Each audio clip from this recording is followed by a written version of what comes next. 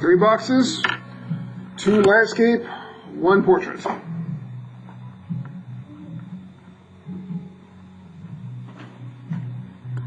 Your horizon line will be off-center, and for your portrait view, I want that one near the bottom, but not at the bottom. Yeah, show of hands, who here needs rulers? Now just do the setup, do not do your vectors just yet.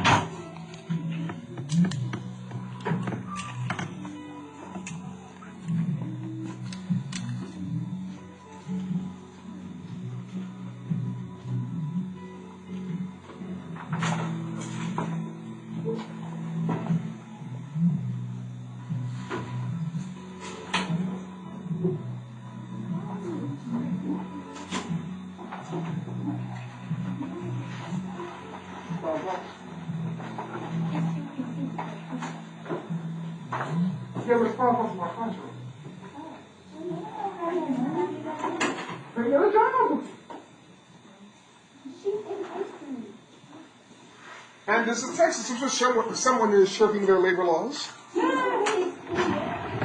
See, back in my day, kids used to work in the coal mine.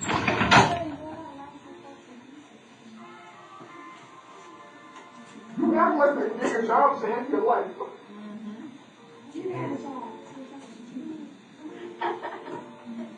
I just wait till marriage and a mortgage coming alive. Yeah. What? Marriage and a mortgage. How means you have to pay for your home.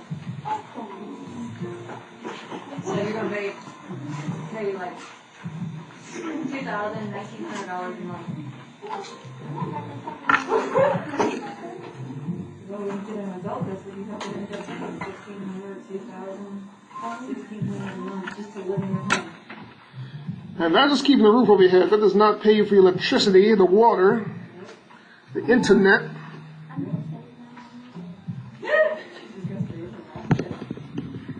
Yeah, that sounds real nice until you hit 18 and they already have your bags packed. Everybody be like, I want to move out when I'm 18, but then no one's going to move me out when you're straight 18. Because everyone thinks they're going to move out when they hit 18. My cousin was like, oh, I'm 18, I'm like, all y'all. Well, she's 19 and she's still here. I hit 18 and my dad tossed me out like I was jazz in Freshman's Bel Air.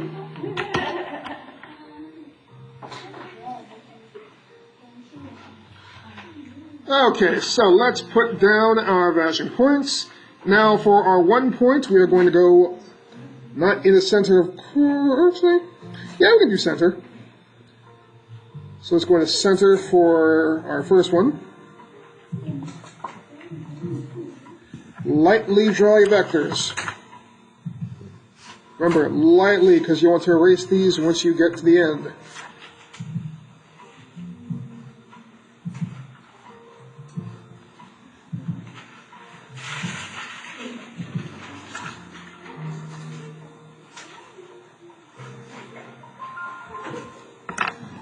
Let me zoom in on this one so y'all can see what I'm doing.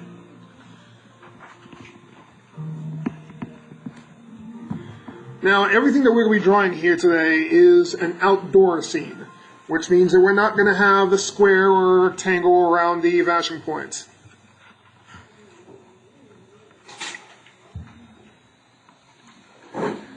Now, especially when doing architecture, it is very important that you follow your vectors, because one wrong move and you're basically saying that your street is at a harsh incline. So, we're not going to work on houses, trees, and that just yet. We're going to just work on the sidewalk. So you're going to pick 2 vectors on each side. So I'm going to pick those there and those there.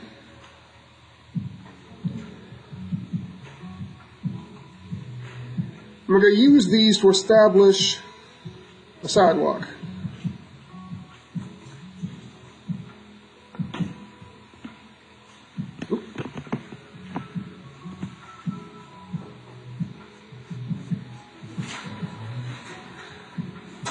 Now, because they're going off into the distance, both sides of the sidewalk are going to be diagonal.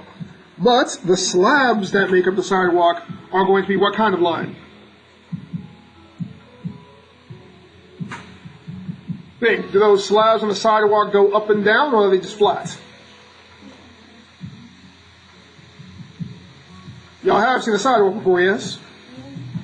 Do those things go up and down, or are they just flat on the ground? Then what line do we say is the line that's just like just flat, laying down? Horizontal. So we're going to use horizontal lines. I use a ruler to show you.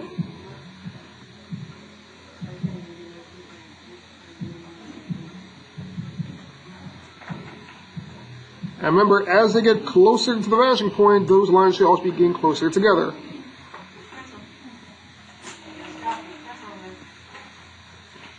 Now, are both sides of your sidewalk going to be equal in terms of how many slabs they use? Or might they be different?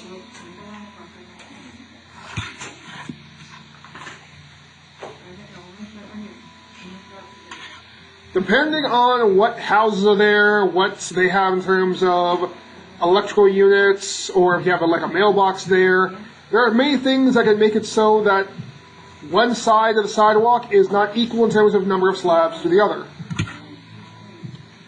Now, something else to keep in mind is that remember that these things are still 3D figures. So you'll want to have just a little bit down here to show that your sidewalk is raised from the road itself.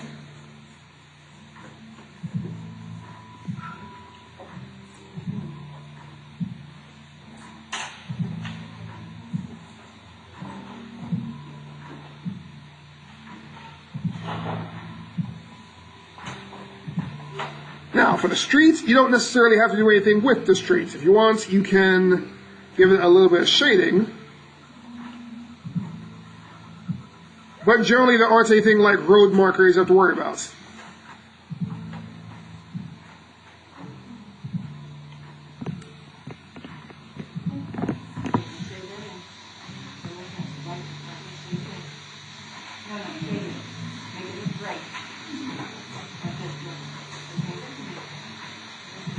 Okay, I'll get to that point, so then we'll continue.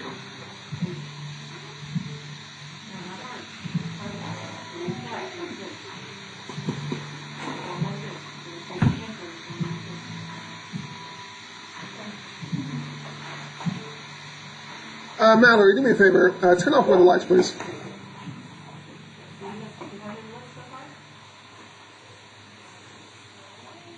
Turn off the other light.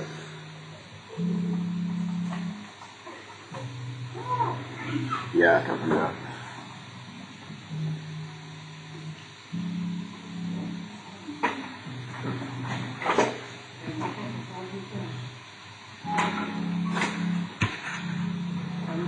Okay, so when you look at a neighborhood, because for those of you that live in houses and even those that live in apartments, does the house go right up to the sidewalk, or is there something between the house and the sidewalk? What was that? Say that again a little louder. There you go. What is that something? What are some things that you'll find before you even get to the house? Well, this basically is the curb. But what else? Well, this is a sidewalk. A path that leads up to the house, whether it be just a walkway or a driveway.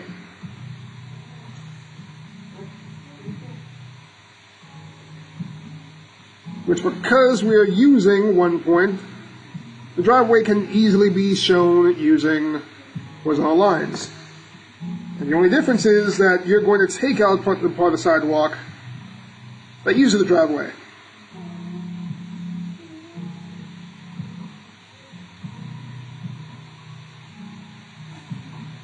Now, if you want to even put a little curve there, because in my neighborhood there is no sudden drop off, it's a nice curve off of all of the driveways.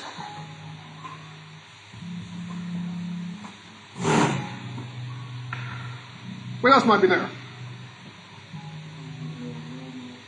The mailbox.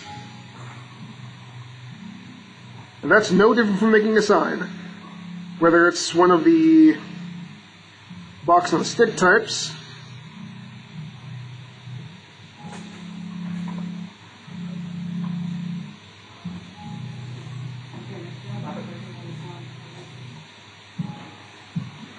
Or let's see, let me use one of the houses over here as an example.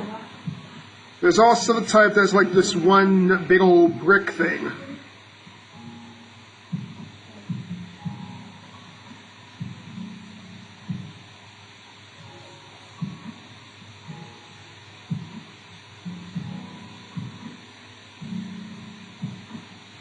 And Joey, those will probably have 2 houses worth of mailboxes.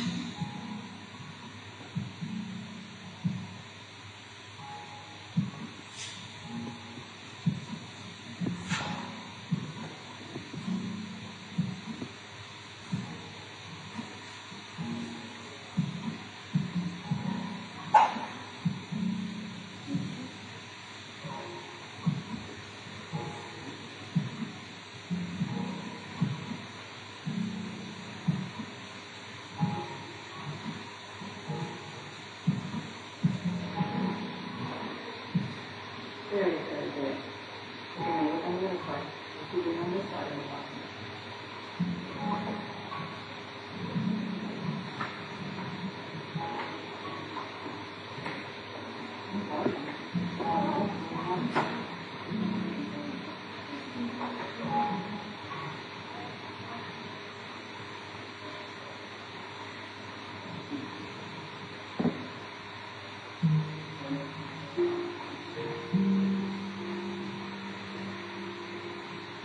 Now, what else might you find?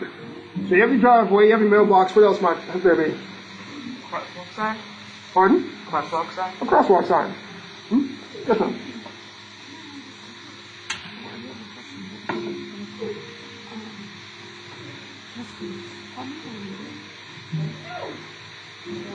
What we're right now putting in print form. Is it 4 customers? I believe so, yes. Is that including the finalizer? Yes. Well, you can, if you want. So let's see here. I'm putting a big crosswalk in down here.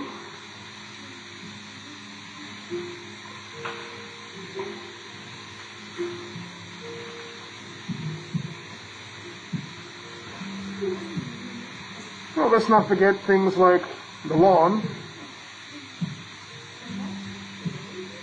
Lawn, you know, the grass. Some people have rocks, some people have trees in there.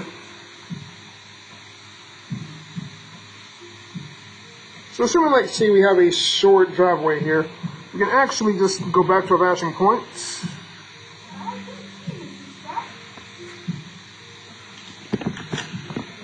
Come on, focus, focus. There we go. And I can already start establishing some of the house here. Got me a line for how it sits in the background. The vertical to establish its height.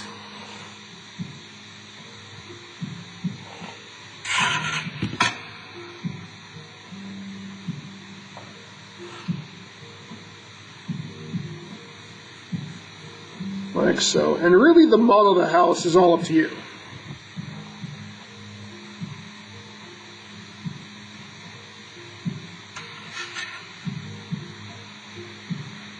The most important thing is remember that all your diagonals have to go back towards that one vanishing point that you've established.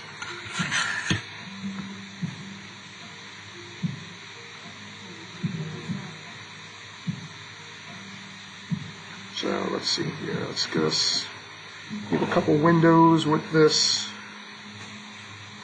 garage.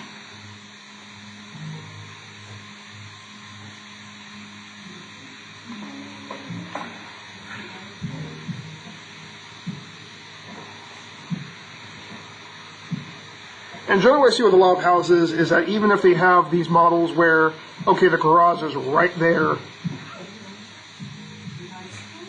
these days you're not going to see a lot of houses that have the door on the same level as the house. Generally there's something, say, a covering over the central walkway. And the door will be somewhere back here.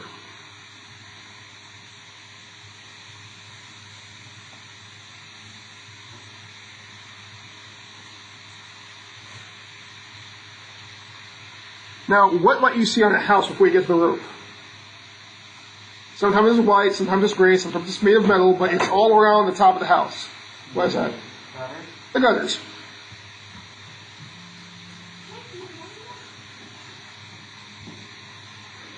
Who can tell me what the gutters do? Sanford. Pardon? They drain the water off the roof. Generally speaking, especially if you have trees around your house, it's not just water, but also catches things like leaves, sticks, branches, bird nests. They fall into the gutter and then they offload at the side of the house.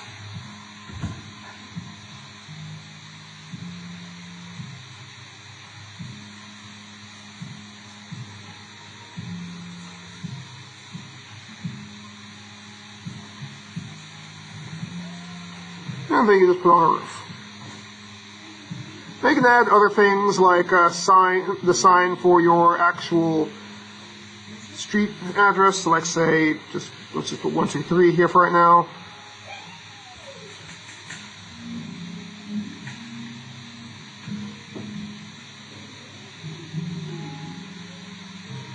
Maybe you'll see some other fence, but not always.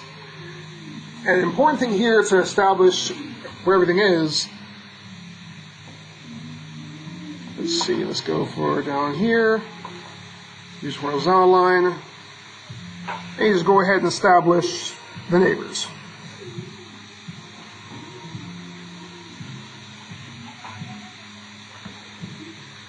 And because we are now on the horizon line itself, this part down here can just be horizontal.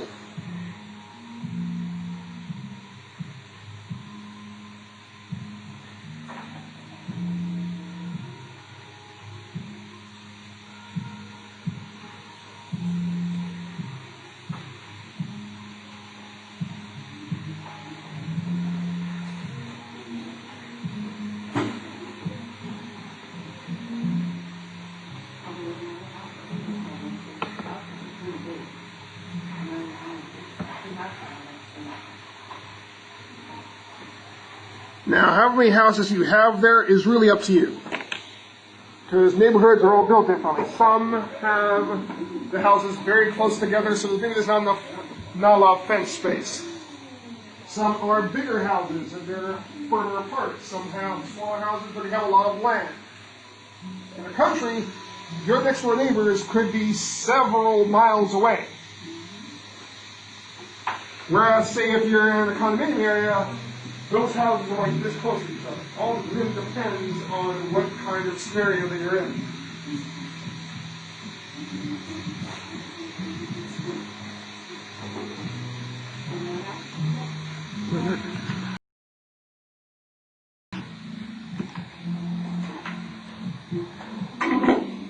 Attention Mustangs, this is And we will continue tomorrow. Have a nice day.